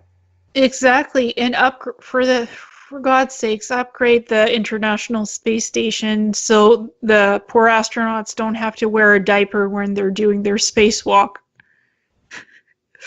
Give them the suit, give them the nice suit that when they do the spacewalk, the suit has a waste disposal kind of apparatus, so they don't have to wear a poor diaper. Because I was surprised when I read on Wikipedia that when they do the spacewalks outside the space station, they have to wear diapers. Is that still true, I wonder? Yeah. For Pete's sake, Tony, can I ask you that question? When you were wearing the suit, did it have some biological function where it kind of prevented you from waste disposal? No, I was just putting on an environmental suit. There was no, they said it said if you had to go, you could go. If you had to if you had to take a piss, go ahead and piss in the suit. Those were our orders, but there was no special equipment in it that was going to enable that to be a pleasant situation. It was just an environmental suit. It was made for the suit that I wore was an environmental suit only, and it was just made to go out and be in the environment on Mars. It was super comfortable, and it was made of a flexible material, flexible like a plastic material is what it felt like. But Was it heavy? it wasn't very heavy at all. It was super comfortable. The backpack was only about that far out, stuck out, and it was white from head to toe. The boots fit me. I've told researchers those are the best pair of shoes I ever had on. It was very comfortable suit, but it wasn't very high tech. I wasn't supposed to stay out there long. Well, apparently, from memory recall, the ICC created a suit that biologically somehow it injects something chemical into your bloodstream, so it prevents you from creating waste. And while you're in the suit, you don't create waste. When you take off the suit, you start to create waste again. So when I read about the guys when they're doing their spacewalks outside the ISS, that they have to still wear diapers in their suit, I was shocked, because the ICC has this suit that can prevent you from making waste. So for me, that was shocking. I had no idea that astronauts wear diapers when they're doing a spacewalk. For me, that was shocking. And that when you go on the ISS to the bathroom, you have to strap yourself in so you don't float away, and you have to put up a tube up your butt or whatever for the waste to get disposed from your body. I was shocked. Sucked out of you. Yeah, I was shocked by that. I had no idea. I knew what the bathrooms were like on Mars and on the spaceships, but I had no idea that the ISS has this primitive technology for waste disposal. Did they also have the space suits? Did they have artificial gravity so they could walk around with some kind of gravity on their boots, maybe? Walk around outside? Do you understand? Wow. Yeah, no, our suit didn't have any of that. Didn't have any kind of gravity augmentation stuff in it. It was as soon as you got inside the door, the gravity was back to 1G. As soon as you stepped out the door, you were in Mars gravity. So they had gravity plating in the flooring of the base. The flooring has, it's like 6 inches thick of a gravity plating, and all the ships had it. The Ceres colony had everywhere. And the Ceres colony was a gigantic place, and they had gravity plating everywhere. It was magnificent for them to put that much work. It was something majorly that was built, and that's how they worked a lot of things. There wasn't anti-grav. They were just turning off the gravity plating because Ceres itself had microgravity. So they could just turn the floor off and you would be in low gravity in that area. But there wasn't a lot of anti-grav equipment. The boots, some of the boots on the suits when you're in space flight on the ships, they do have anti-grav magnets on the boots. If you ever saw Expanse, the show Expanse, that's what the suit looks like in anti-grav. The boots have the anti-grav on them for the suit. So they do have that, but that's for space flight. If you're in an emergency setting, you put the suit on with the anti-grav boots and you're just like walking. If the anti-grav is turned off from the floor in case of an emergency on a spaceship. So there are those types of suits with the anti-grav boots.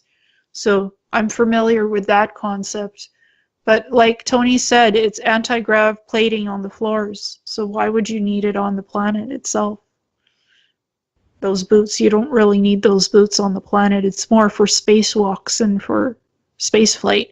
When you're on the ship, if there's an emergency and the anti-grav is turned off, you don't end up floating because the boots just, click to the floor and you walk.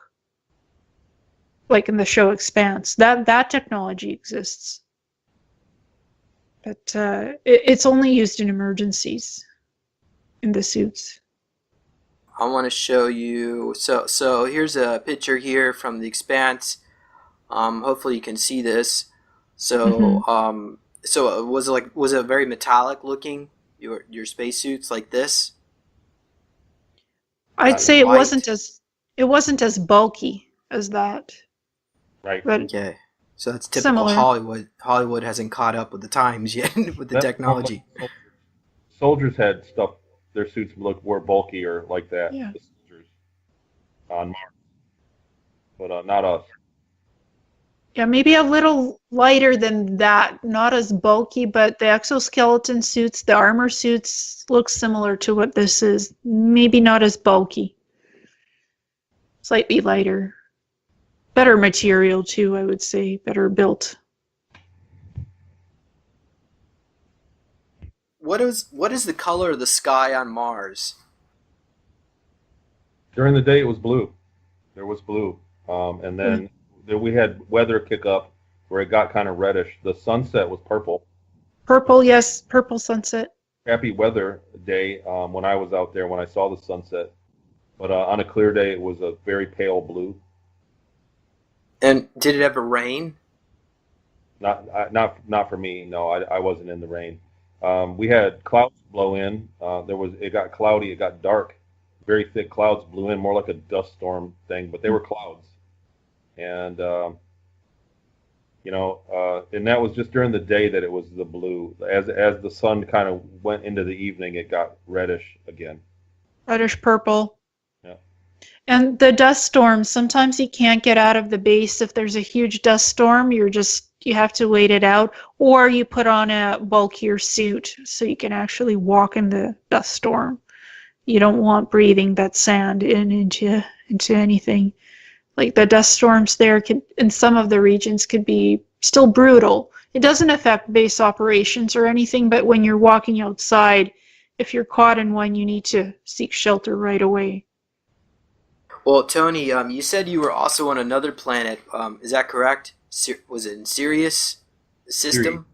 Ceres? Yeah. And that's a small planetoid. It's in right before the asteroid belt, the Ceres Colony Corporation.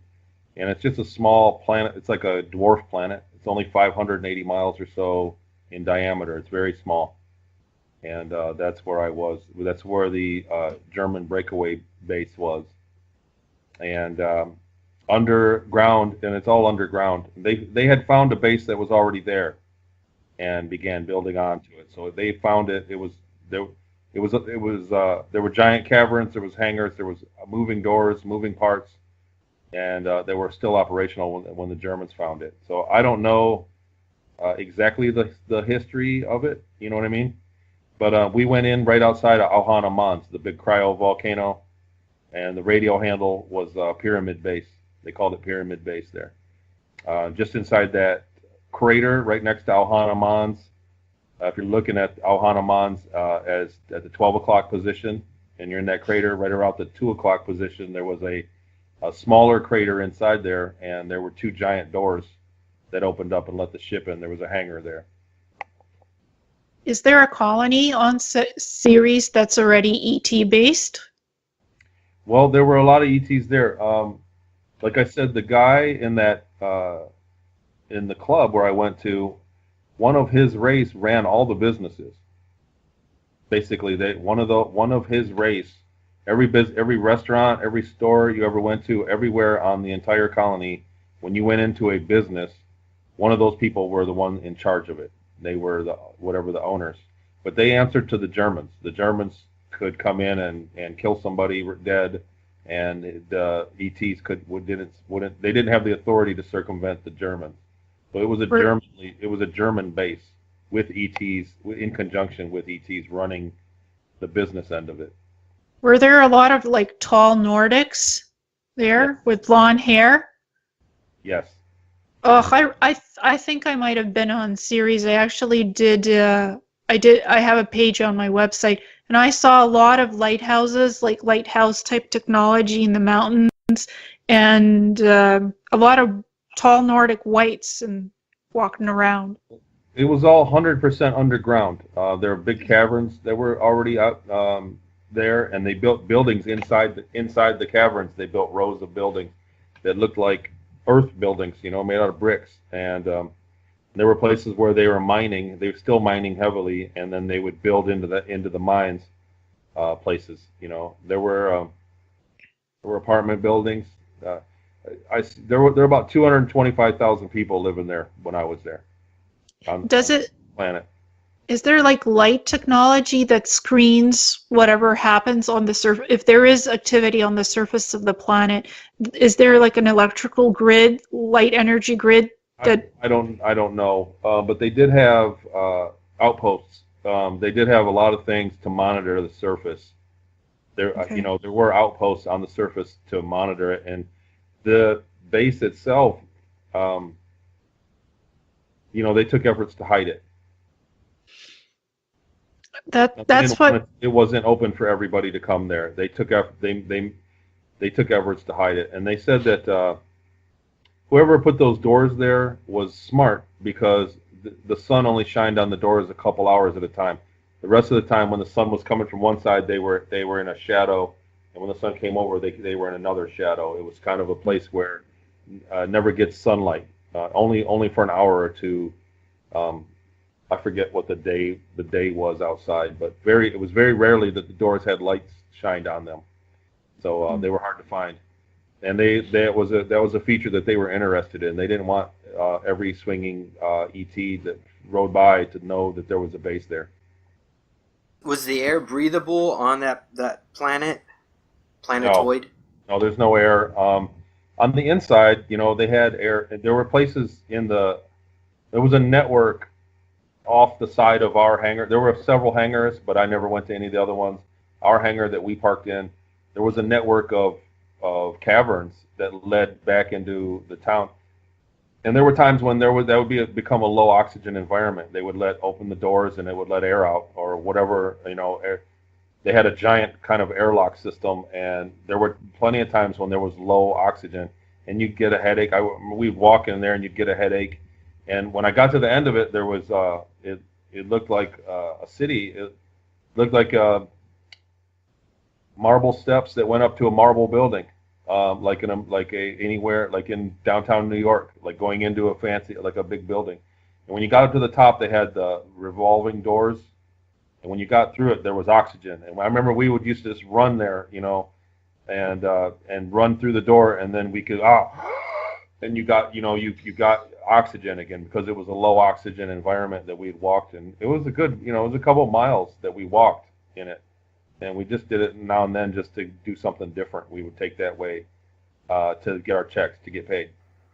And they had like biodomes where giant with trees and plants, gardens. Yeah, I heard about that, but I never visited any. What they did for if they had big grow areas, I heard stuff about that they had. Those girls told me that they had fantastically luxurious living quarters.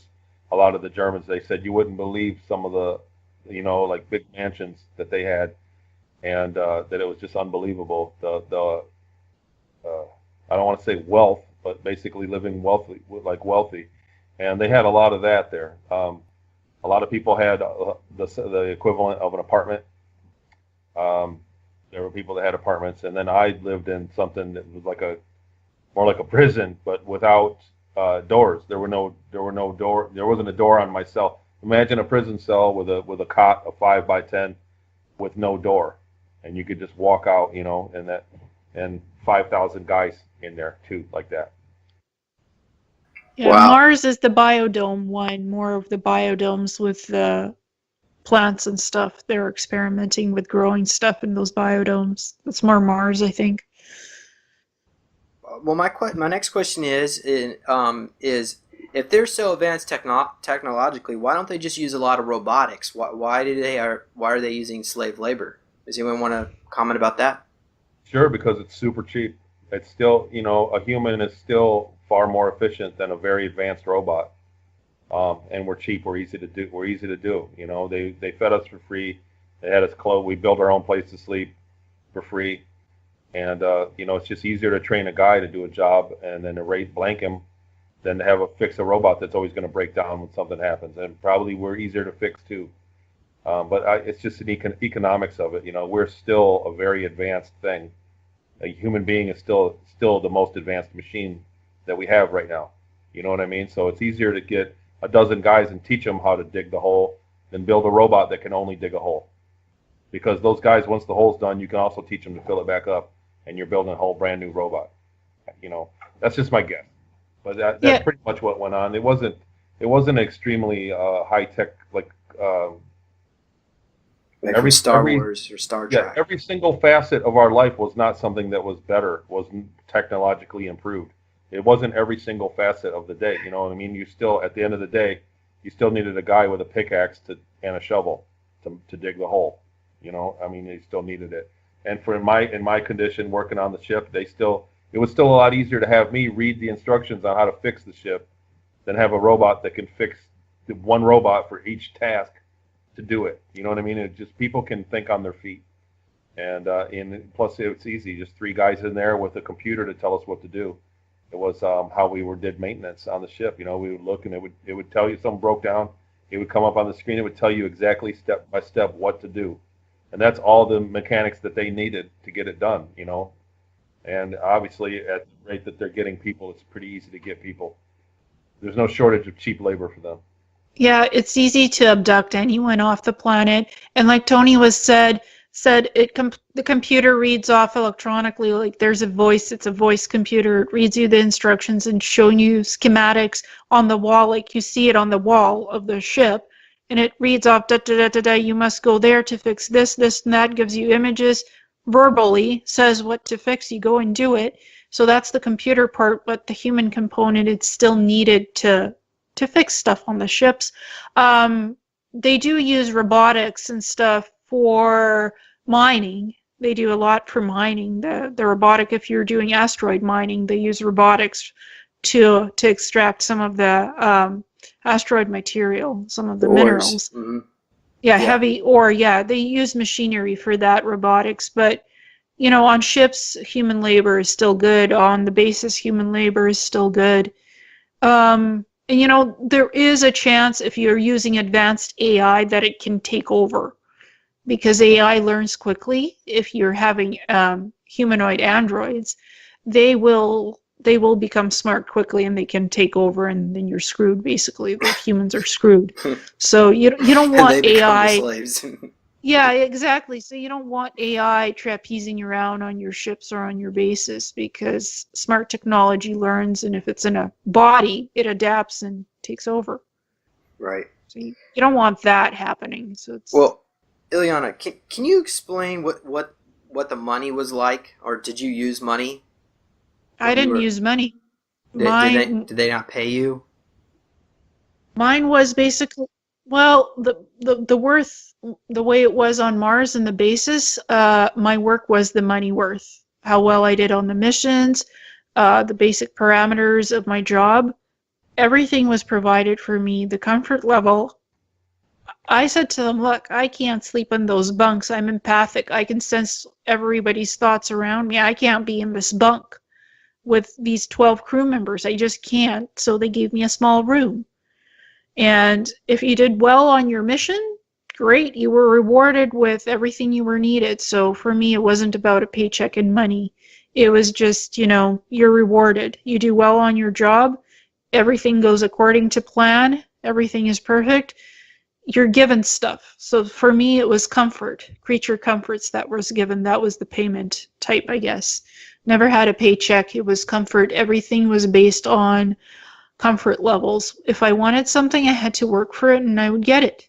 That's how it was set up on the Mars basis. I didn't see a paycheck, but everything was taken care of for me, for my comfort, what I needed for human living needs, even for entertainment. I think it was really dependent on where you were stationed and what you were doing and the rewards, the reward factor. On Mars, it's based on reward factor, how well you do. And Tony, you want to comment about the money? What was the money like? Ceres Colony had money. It was had like holographic designs on it, but it was a lot of the money had German guys. Like one of them had a battle scene, like a horse and cannons, guys charging down. You know, on the back of the bill was a battle scene. I guess some World War I battle for the Germans, and then on the front, you know, there were guys with German German figures, people I didn't know anything about, but old German guys in military, with the spiked helmet, on the front, and the money was different colors, and it had really holographic stuff in it, but it was money, same like what we use. I think on Mars it was holographic credits. Like, you have a computerized account and you have credits transferred to you. If you want to go into the simulation deck and program something to see the beach or something, holo credits, or how much time you worked on something, it was credited to your holo credit account, something like that on Mars. There was a lot of facial recognition. There were guys that didn't need to carry money, but because I was, when visitors would come onto the base, people, ETs or whoever that weren't there, and they would trade, that's why they had the bills of money. Mm. So I got those, but there were guys that didn't need to carry money, and there was facial recognition in every doorway. Basically, you went through. It knew where you were and if you had money or not. So money was while there were bills of money, there were also several types of money that was being used. I didn't have access to very much of it. Like I said, I was getting like $20 a week, enough to go ride the train and go into town and explore. That's pretty much, it was like an allowance and the reason was because they voted on it, because I was in the briefing crew. I was one of the bridge crew that got briefings. They said, well, these guys should get some money too. They did like a profit sharing thing. There were times when I got bonuses when the ship did well. If we had a very successful trade mission, there were times I got extra, I got a bonus, and they all worked. They all had the same thing, like a profit sharing. Did you ever see a lot of swastikas, maybe on uniforms or on the money itself?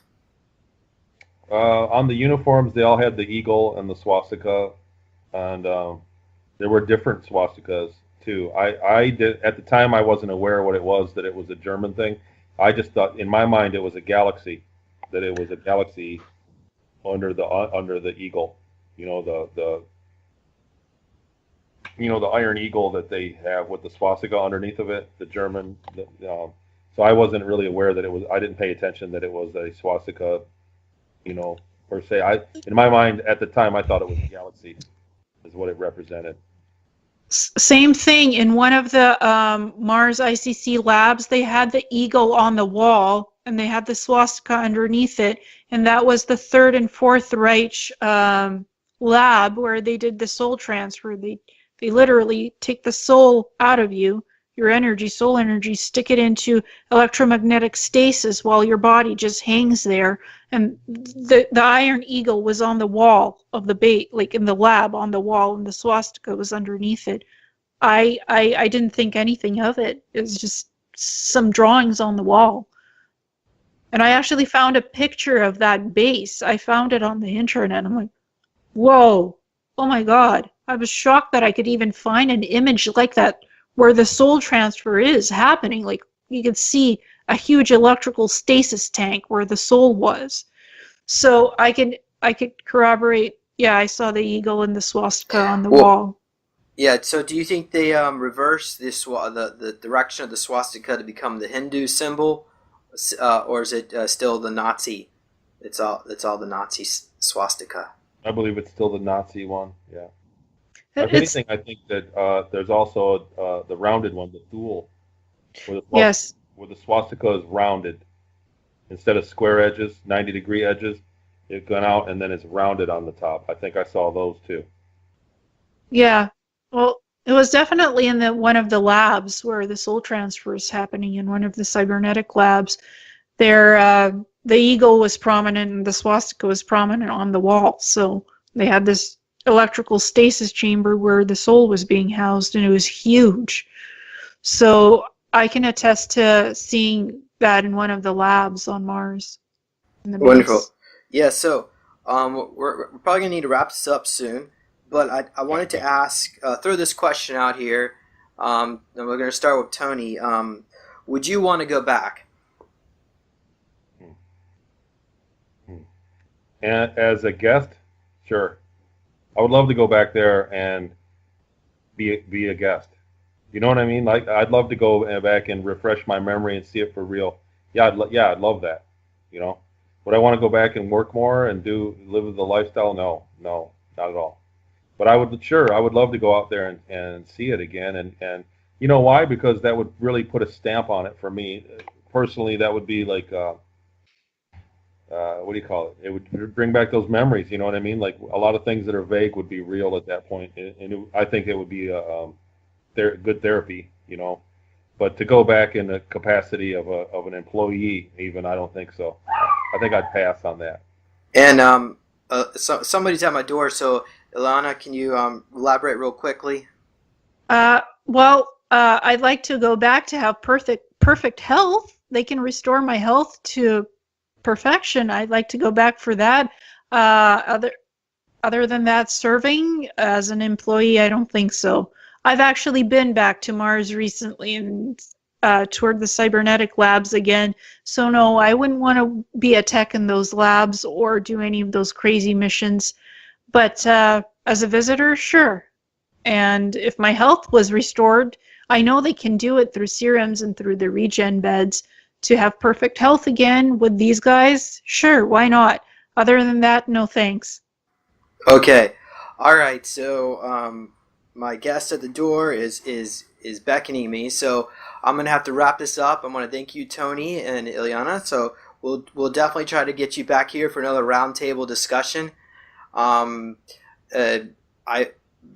do you have a website or a book you want to plug in? No, people are asking. I really don't. There's no real plugs for me. I'm just trying to put my story out for people to deal with. To one more thing onto the whole subject. That's all. But thanks, James. It's been good, man. And if we do it again, man, it's been good. Okay, and Ileana, you want to comment about a book or a website?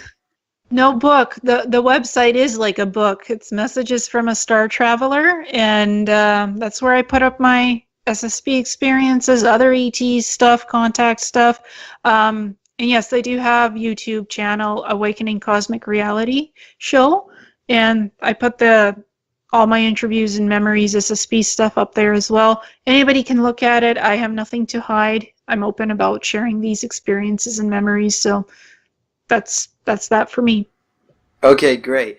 And also, the audience members, I encourage you to ask any questions. If you haven't done so, please do so now so we can get to those questions in our next interview update. And also, be sure to subscribe to this channel where you can continue to see more updates like these. This is an ongoing series as we continue the disclosure process. And also, be sure to visit supersoldiertalk.com to see this interview and many other interviews, and of course you can also see it on YouTube and many other stories as well.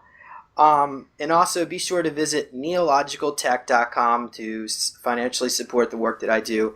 So once again, thank you, Tony and Ileana, and thank you, listeners, and until next time, bye-bye. Bye.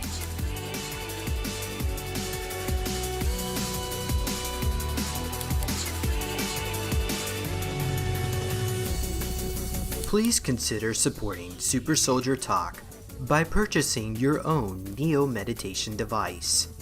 Your Neo Meditation device will help you reduce stress, integrate trauma, enhance intuition, enhance clairvoyance, and enhance creativity.